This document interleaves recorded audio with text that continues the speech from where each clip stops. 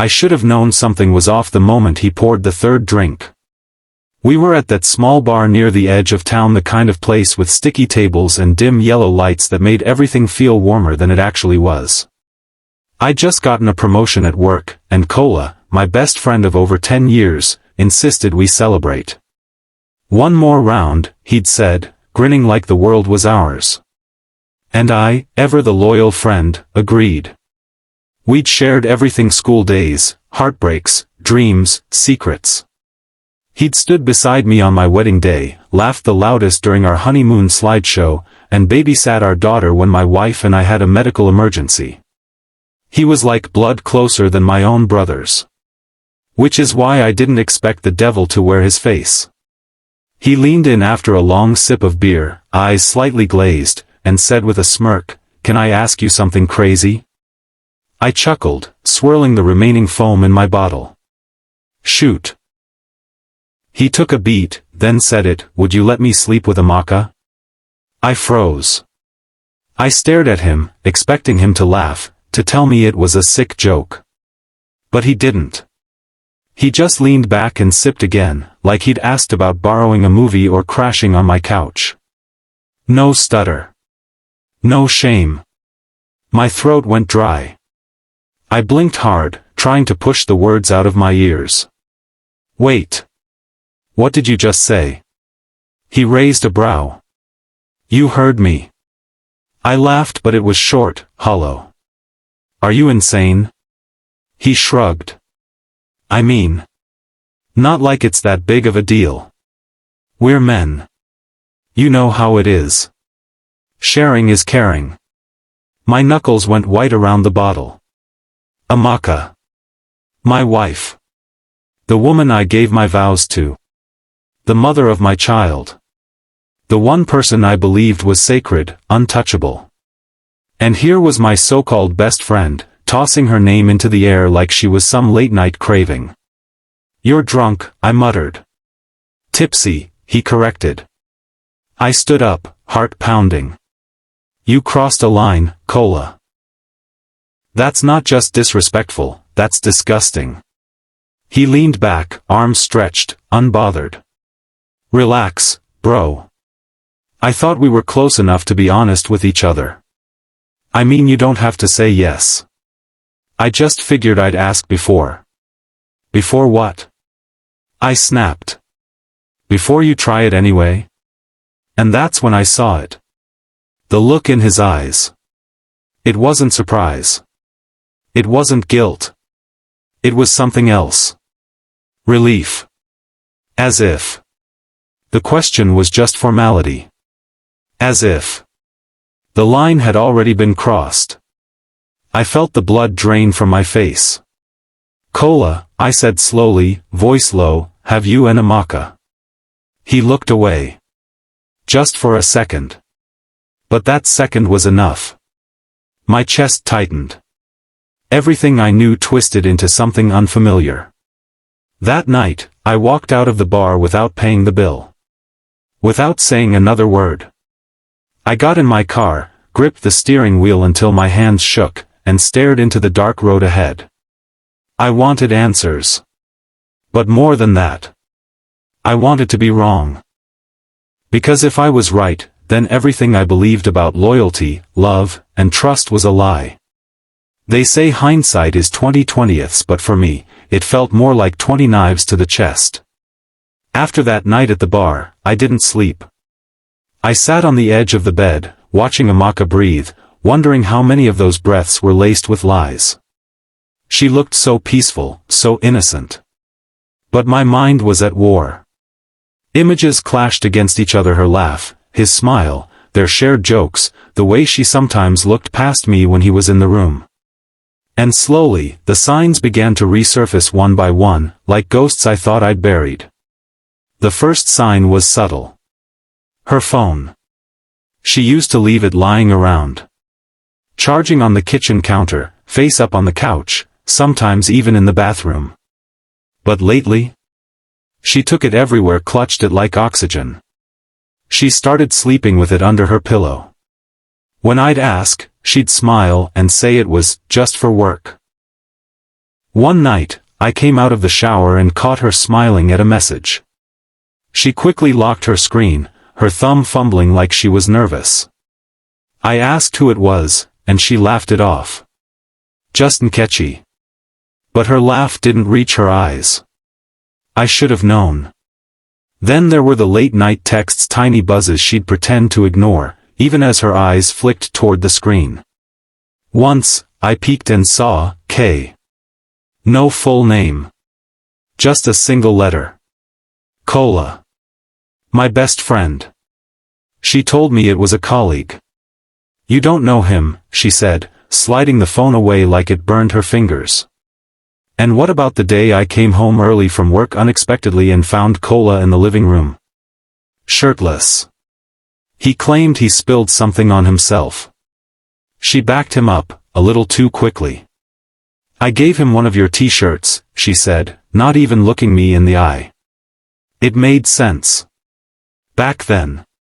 Because I wanted it to. Love does that. It paints red flags white and calls it trust. There were times I'd catch them laughing about something they wouldn't explain. Inside jokes that didn't belong to me.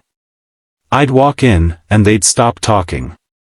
Kola would change the topic, Amaka would kiss my cheek and ask how my day was. I thought I was just paranoid. I told myself they were close because he was always around. But now, it felt like they were always around because they were close. Too close. The memory that haunted me the most was my birthday. Kola had given me a custom watch, one I admired months earlier in a store I visited only once, and only with Amaka. How did he know about it? She said maybe she'd mentioned it in passing. But something about the way they locked eyes as I opened the box. It stuck with me. God, I was a fool. A trusting, loyal fool. I thought I was protecting my marriage. But I was shielding a betrayal I didn't know was already underway. And now, everything I ignored was roaring back like a tidal wave, crushing the peace I thought I had. The signs were always there. I just didn't want to see them.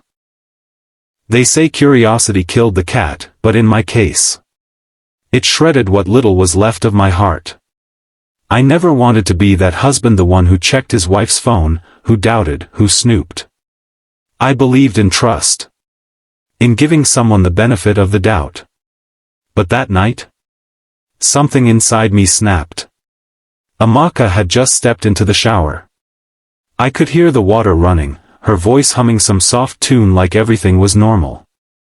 Like our world wasn't sitting on a foundation of lies. Her phone was on the dresser. Unlocked. God help me, I didn't think I moved. I picked it up with shaky hands. My stomach twisted. I told myself I'd just glance. One peek. One message. Maybe I'd find nothing. Maybe I'd feel silly and go back to pretending. I prayed I was wrong. But I wasn't. The first thing I saw was a message from K. Kola. My best friend. It was a video. My fingers trembled as I tapped it open. It was the two of them. In our home. On our couch. Kissing, laughing, touching in ways that made me want to tear out my eyes. The video ended with her whispering, "I love you, Coco." Coco. That's what she called him. They had a nickname for me too. Oga Dullard. I froze.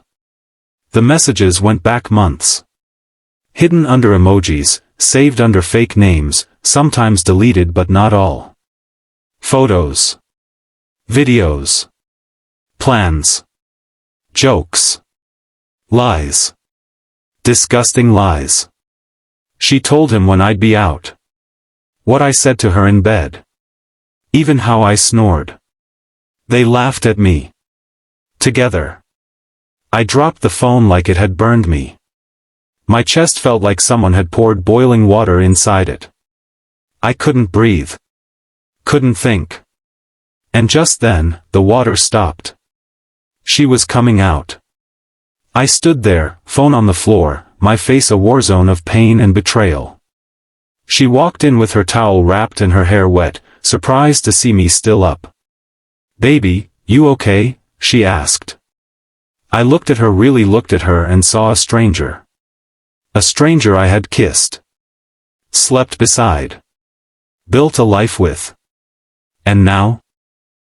That life was crumbling at my feet piece by filthy piece. I didn't sleep that night. Not a wink. I sat on the edge of the bed, staring into the dark, listening to her breathe like a baby beside me. Peaceful. Innocent. A monster in an angel's skin. By morning, I had made up my mind.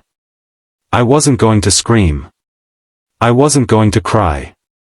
I was going to look both of them in the eye, my wife and my best friend, and ask just one question.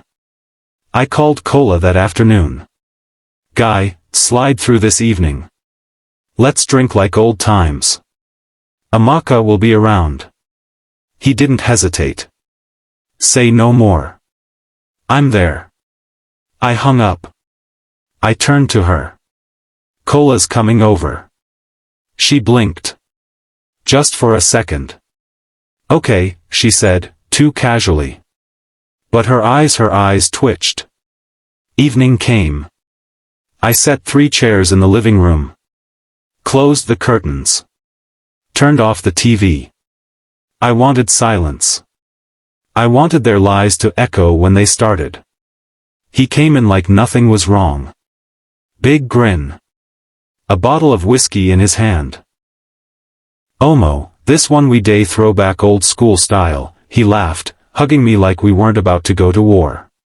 Amaka brought glasses, smiling like the perfect wife. I let them sit. Then I poured the drinks. No one spoke. For a moment, it was just ice clinking and fake laughter. And then I said, quietly, "I have one question." They both looked up. My voice was calm. Dead calm. "How long have you two been sleeping together?" Silence. Cola froze. His glass halfway to his lips. Amaka's eyes widened for a flash, then darted to him. He stammered, "What? Bro, what the hell are you talking about?" I didn't blink. "Don't lie. Not today." Amaka opened her mouth. Closed it. Then. She laughed. Nervously. "What sort of joke is this?" I leaned forward. I saw the chats. The videos. "You called him Coco. You called me Oga Dullard. Don't insult my intelligence." Silence again. Then Cola stood. "It was a mistake," he said too quickly. "We didn't mean for it to happen. We. You've been in my house. My home. My sanctuary. And you defiled it," I said, rising to my feet. Amaka whispered, "Please." I didn't mean to fall for him. That was the final blow. She fell for him. Not just lust. Love. I looked at both of them sweating, stammering, guilty, and felt nothing but numbness. "I want both of you out of this house. Now." "But babe," she started. "Don't call me that." I walked to the door. Opened it wide. Neither of them moved at first. Until I said, "Leave. Before I lose the little restraint I have left." And they did. Cola didn't look back. Amaka was crying. But I felt nothing. Only the silence of betrayal. And the beginning of the end. The house felt different after they left. Still. Hollow. Like the betrayal had drained the air itself. I sat in the living room alone, staring at the empty glasses, one for me, one for my best friend, one for my wife. It felt symbolic now. A table set for trust, shattered by secrets. Hours passed before Amaka returned. I should have locked the door. I should have called her parents. But I didn't. I wanted to hear what she had to say, if she even had the courage to say it. She stood by the doorway, her eyes red, her cheeks stained with mascara and shame. I was lonely, she said. That was her explanation. I was lonely, and you were always so busy. Always working late, always tired. Cola. He made me feel seen. Seen? I almost laughed. But the pain in my chest wouldn't let me. She sat on the couch we bought together, in the home we built on sacrifices and promises, and tried to justify the worst kind of betrayal with the weakest kind of excuse. What about talking to me? I asked. I tried, she whispered. No, you didn't. You just opened your legs and shut your mouth. She flinched. It wasn't just sex. We connected. That made it worse. Because sex I could chalk up to impulse. But emotional cheating? That was deliberate. Then came Cola's text. Bro, please. I was drunk most of the times. It didn't mean anything. Don't throw our friendship away for this. Friendship? He slept with my wife for months, and thought drunk was a defense? The rage that had been simmering boiled over. I picked up my phone. I texted Cola's wife. You deserve to know the truth. Your husband and my wife have been sleeping together. Then I forwarded screenshots. Photos. Videos. Every filthy secret. Amaka screamed when she saw me do it. You've destroyed his marriage. I turned to her, eyes burning. No. He destroyed it. Just like you destroyed ours. She wept. But my heart was already hardened. That night, I packed her things. Left them outside. She begged. She pleaded. She even knelt. I didn't say a word. Because there are some things you don't come back from. And betrayal by the two people you trusted most? That's one of them. I thought it was over. I thought packing her things and shutting that door would be the end of this nightmare. I was wrong. 3 weeks later, Amaka showed up at my office. Pale. Eyes swollen. Hands trembling. I almost called security until she opened her mouth. I'm pregnant. The room spun. I don't know if it's yours. Or Cola's. Silence. My breath left me like a punch to the gut. I found out yesterday, she whispered. I had to tell you. Rage? Grief? I wasn't even sure what I felt anymore. Just a cold, heavy numbness. Now I was staring down a future where even the child might be a living reminder of betrayal. I didn't say a word.